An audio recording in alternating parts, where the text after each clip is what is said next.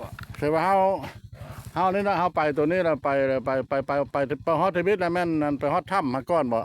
ไปนี่มันสิมีถ้ำอยู่นี่แต่ว่าผ่านน้ำเที่ยงแต่ต้องมีคนพาขึ้นไปแล้วจังหู โดยเท่งพุ่นอยู่เท่งพาผมก็อยู่ใกล้นี่ค่อยก็บ่ได้เตื้อ สลายแหละเพิ่นฮู้จักแต่พวกอันชุมชนบ้านใกล้เคียงๆนี่เนาะแต่บ้านเขาแต่ค่อยอยู่ใกล้นี่ค่อยก็บ่ได้ไปจัก โด เตื้อย เด้อ เพิ่นยังบ่เปิดเป็นแหล่งท่องเที่ยวทางการเนาะ ยัง โอ้โดยแรกท่องเที่ยวทางการก็สิหลายคน ได้ยินนั่นน่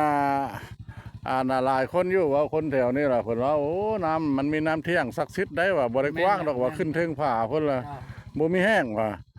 ผู้ใดเป็นพญานาคราชล่ะไปอธิษฐานเอาล่ะมากินมาทาแล้วเซาเพิ่นว่าจะว่าไป เชื่อของแต่บ้าน แม่นละมันเป็นความเชื่อของชาวบ้านความเชื่อของบุคคลเนาะแต่ว่าเฮาก็บ่เชื่อบ่ลบหลู่แล้วก็ไปอธิษฐานเอาลงเบิ่งเหรอถ้าพระก็มีเนาะถ้าพระตัวนึงก็พระนี่ไปนี่มีถ้ำนี่ โดยอยู่ถ้ำนี่อันนี้โดยน้ำเตียงแล้วมันไปอันมีเถียงใหญ่ๆมีคนแล้วกันอยากเบิ่งแล้วพาให้อันคนแต่บ้านนั้นโดยให้เขาเฮาบ่เคยไปเฮาก็ให้เพิ่นพาไปเนาะเอาเงินเพิ่นจักเล็กจักน้อยซื้อน้ำซื้อในเนาะโดยเข้าใจเด้อเข้าใจ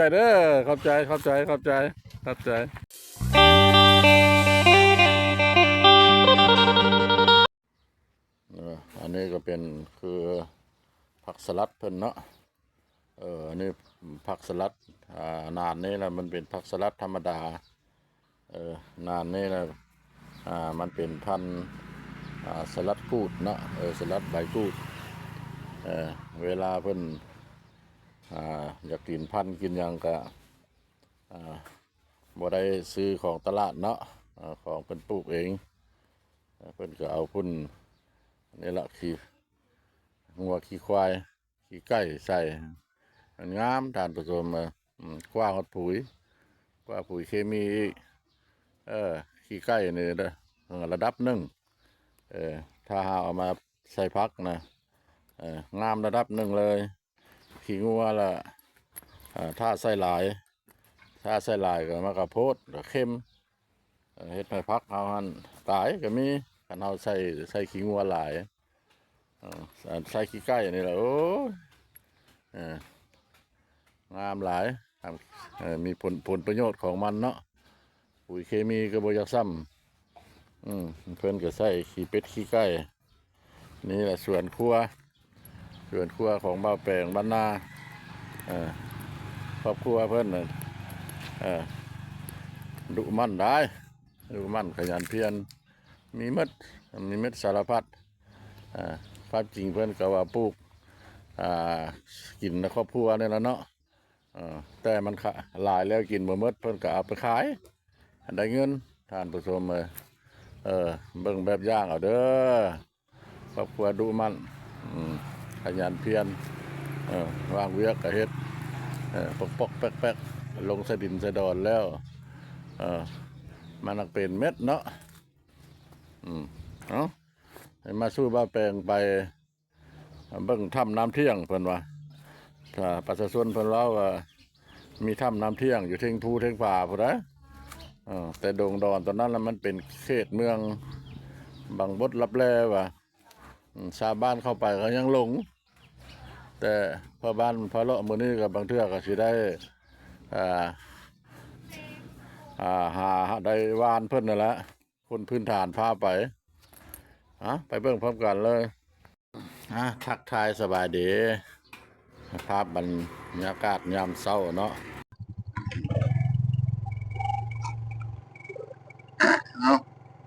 อันนี้นะมันเส้นทางเหรอเส้นทางวัดอย่างไม่ข้าเจ้าได้เร็วๆนี่แหละนับขึ้นแต่ออกมาจากทางเลขที่12เนาะแวะเข้ามาหาบ้านตาลแล้วก็บ้านเล่าหัวหน้าไปพุ่นแล้วก็พูดเชียงแหวนอันนี้เราเก็บภาพให้ท่านผู้ชมเบิ่งเนาะกำลังมุ่งหน้าไปพุ่นละบนเว้าพุ่นละถ้ำน้ำเที่ยงถ้ำน้ำเที่ยงเนาะนี่แหละได้ มาฮอดบ้านได้มาฮอดบ้านเชียงแหวนแล้ว มันได้มันมีขัวเนาะขัวข้ามน้ำเสียงลง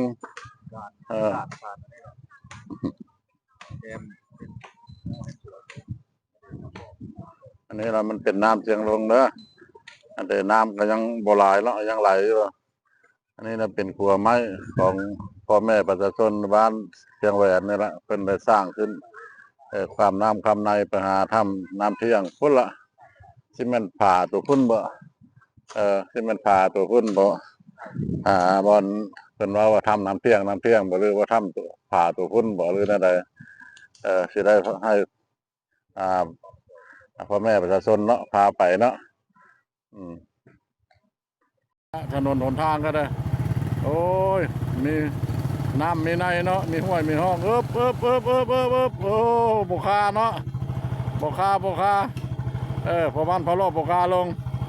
ให้บ้าแปลงลงก่อน ฮอดแล้ว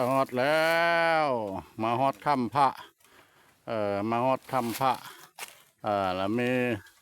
กาดอกจำปาเพิ่นเขียนว่าเล่าเนาะหลังจากนี้เข้าไปแล้วลูกศรเพิ่นบอกว่า400 เมตรนะ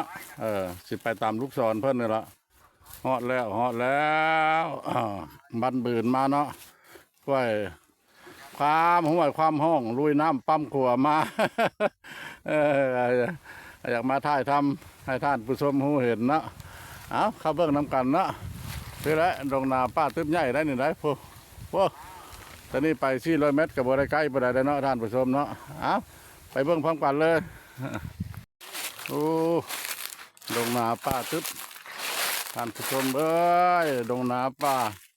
ตึ๊บดงนาป้าไม่ใหญ่พวก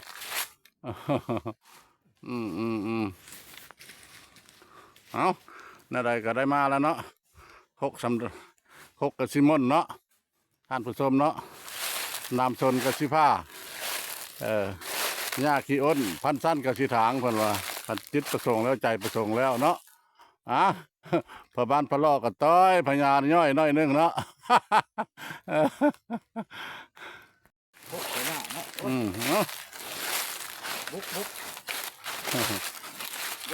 มาสองคนกับทีมงานมาแปลงทานผสมเลยมื้อนี้ก็คิดว่าพอบ้านพะเลาะกันบ่ได้ลงน้ำลงในเนาะก็เลยได้แต่งตัวล่อในน้อยนึงเนาะลุยเบิ่งน้ำกันเด้อเพิ่นก็ทั้งฝ่ายส้นเพิ่นกระทางพอเป็นตุยไปอยู่เนาะพันเพิ่นบ่ทางนึงก็อยู่คนพันเพิ่นบ่ทางนึงก็คมดงคมป้าแล้วนี่เบิ่งแน่พอ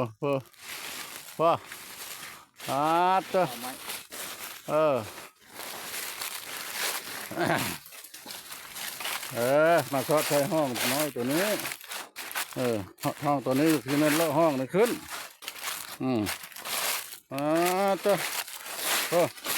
เสียงใบไม้ด้วยขอกฟ้าหน่อยด้วยใบไม้แทนไม้ยาง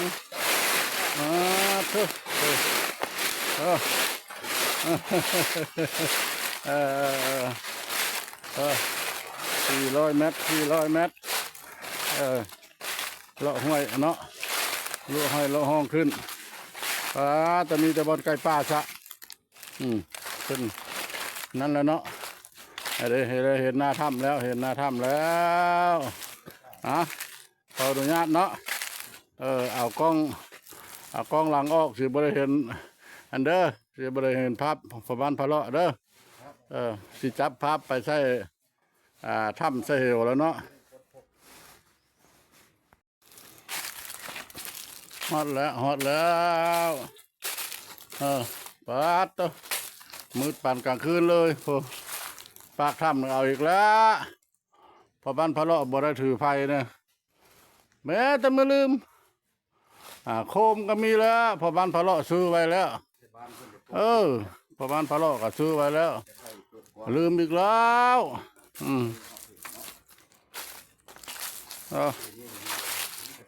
ต้นไม้ใหญ่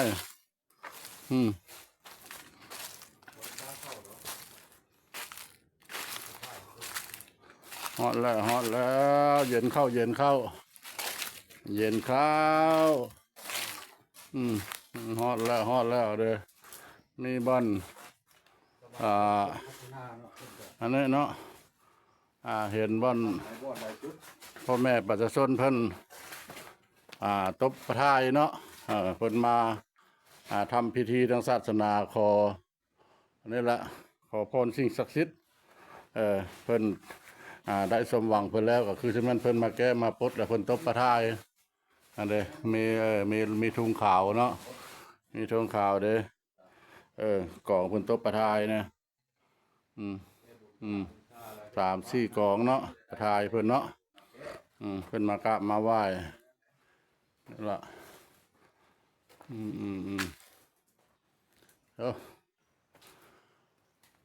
อันเด้อเพิ่นเอาไว้อยู่เทิงเพิ่นเด้อ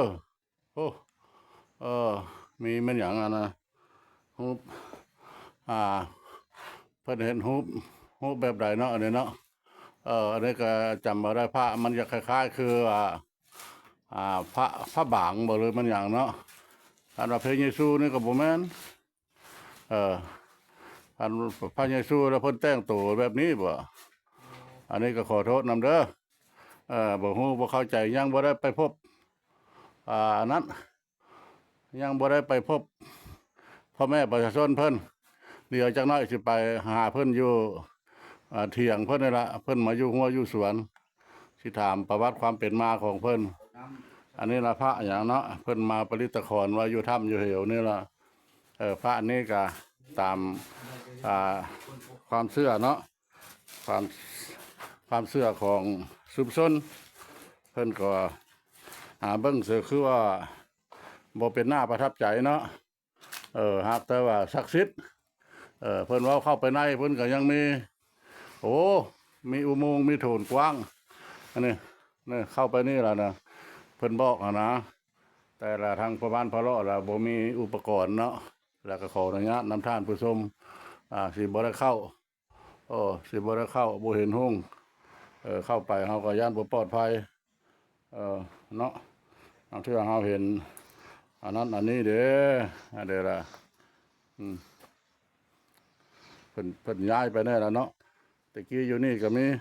เนาะเพิ่นว่าล่ะอยู่พักลุ่มก็มีอะไรมีแต่ต้นเพิ่นมาบานนั่นล่ะมาแก้มาปลดมาขอพรสิ่งศักดิ์สิทธิ์เบิ่งเสือบ่มีอันที่ว่าอันนั้นเนาะแปลกประหลาดเนาะหากแต่ว่าศักดิ์สิทธิ์เพิ่นว่ามันเป็นของพวกคือความเชื่อของชุมชนเพิ่นนับถือว่าเป็นอันนั้นละเป็นเขตอะไรอย่างรับแลดงตัวนี้ละดงบอนผ่านเข้ามานี่ละผู้คนชาวบ้านเขาเชื่อเขาก็ไปหาอยู่หากินแล้วบ่ครอบบ่บอกลงป้าลงดอนได้ชอกหากันตะพื้ตะพื้บางเทือกชอกหาก็เห็นนั่นแล้วเนาะหากแต่ว่าใช้เวลาเป็นมื้อ2มื้อแล้วพบท่านผู้ชม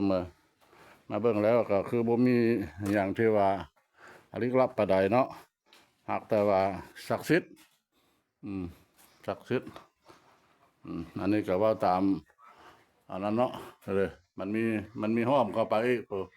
สิแม่ตัวนี้บ่เพิ่นว่าทางเข้าไปนี่ล่ะนะนั่นเข้าไปนี่ล่ะมันมีอุโมงค์โพ่นมีโถนกว้างอยู่ในพุ่นมีพระน้อยพระใหญ่ก็อยู่ในพุ่นนั่นบ่กล้าเข้าแล้วประบ้านพระเลาะเนาะ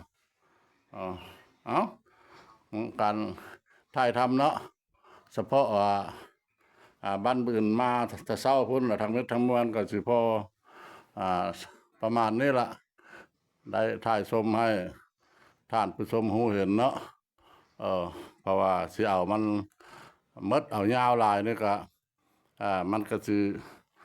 ยาวโพดเนาะท่านผู้ชมก็สิบ่เบิ่งบ่ดูเอามาฮอดนี้ขอจบคลิปนี้เนาะเพียงส่ำนี้โอกาสหน้าหวังว่าพ่อบ้านพระเลาะสิพาท่านผู้ชมไปซอกไปหาเนาะ ให้แนวสิ่งดีๆให้ท่านผู้ชมให้ท่านผู้ชมเห็นอีกวันหนึงเนาะคำว่าสบายดีสวัสดี